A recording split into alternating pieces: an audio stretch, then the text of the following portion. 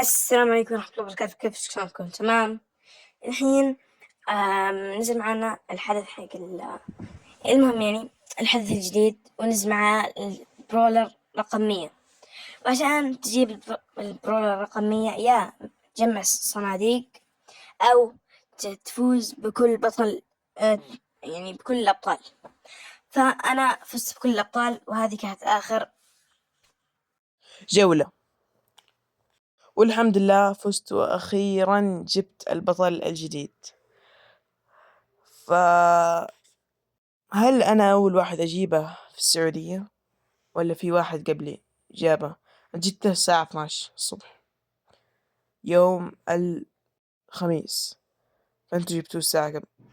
والسلام عليكم ورحمة الله وبركاته.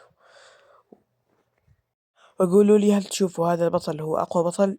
وبيس اوت. السلام عليكم.